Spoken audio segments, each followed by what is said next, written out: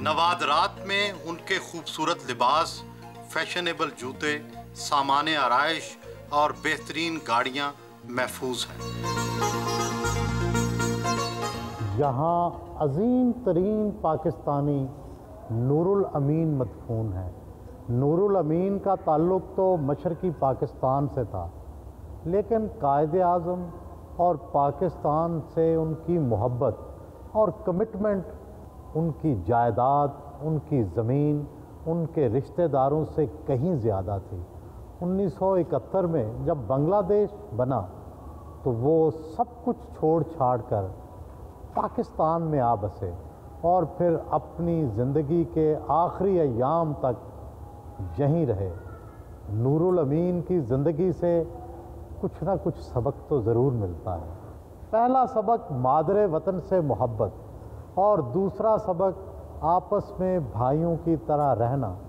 कोई भाई दूसरे का इस्तेसाल ना करे, हर सूबे को सूबाई खुद मुख्तारी हासिल हो।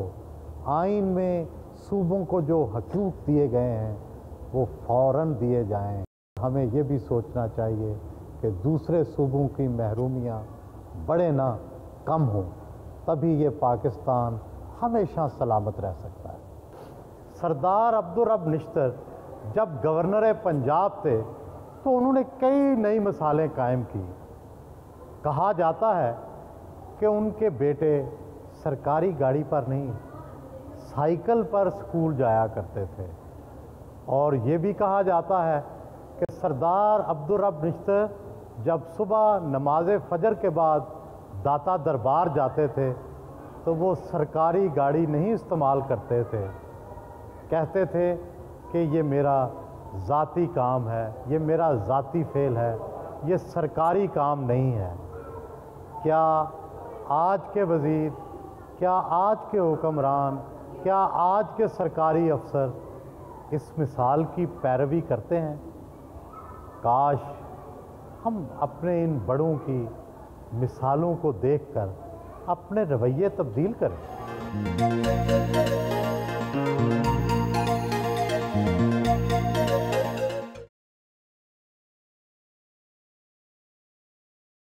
मोहतरमा फातिमा जना अपने भाई के मज़ार से चंद फुट दूर अब्दी नींद सो रही हैं।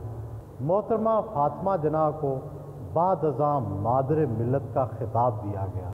मोहतरमा फातिमा जना को ये एज़ाज़ हासिल है कि जहां उन्होंने कायदे आज़म की पाकिस्तान के लिए जिद्दोजहद को देखा, वहाँ पाकिस्तान बनते हुए भी देखा और बाद में पाकिस्तान के अरूजो ज़वाइल के कई मराहल को भी देखा। और मोहतरमा फातिमा जना ने ख़ुद सियासत में भी हिस्सा लिया। मोहतरमा फातिमा जना शायद पाकिस्तान की वो सबसे पहली हस्ती थी जिन्हें इल्म हो गया था कि पाकिस्तान अपनी सही सिमत में नहीं जा रहा।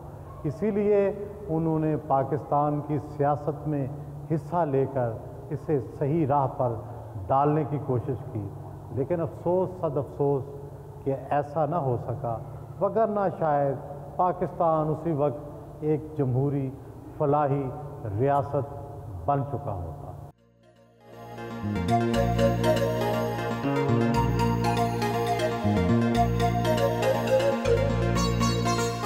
कायदे आज़म हाउस म्यूज़ियम में मोहतरमा फातिमा जना और कायदे आज़म के बेडरूम, ड्राइंग रूम और उनके ज़ेरे इस्तेमाल फर्नीचर मौजूद है।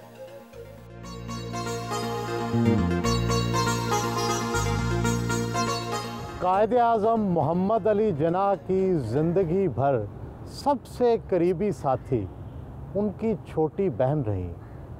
कायदे आज़म मोहम्मद अली जना की सियासत को, उनके असूलों को और उनके तरीक़ेकार को देखना हो तो मोहतरमा फातिमा जना उसकी बहुत बेहतरीन मिसाल थी।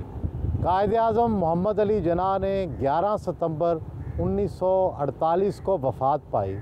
मोहतरमा फातिमा जना चाहती तो कई माह तक, कई सालों तक गवर्नर जनरल हाउस में रह सकती थी, लेकिन वो दूसरे ही दिन 13 सितंबर 1948 को इस घर में जो कि उनकी अपनी मलकियत था, वो यहाँ आ गई। ये वही घर है जिसमें मोहतरमा फातिमा जना से मुल्क के तूलो अर्ज़ से तल्लुक़ रखने वाले सियासी और समाजी रहनुमा अक्सर मिलने के लिए आते थे और उनकी हदायत देते थे। 60 की दहाई में जब कायदे आज़म की कायम करदा जमहूरियत का चिराग गुल हो गया तो फिर लोगों का तांता बन गया कि मोहतरमा फातिमा जना आप मैदान में आएँ और कायदे आज़म के असूलों को और कायदे आज़म की जमहूरियत को और कायदे आज़म की बताई हुई हदायत को इस मुल्क में लागू करें। और वो नहीफ़ो नज़ार खातून जो कायदे आज़म को बहुत करीब से देखती रही थी, वो उठ खड़ी हुई। लेकिन याद करें, क्या हमने उनका साथ दिया?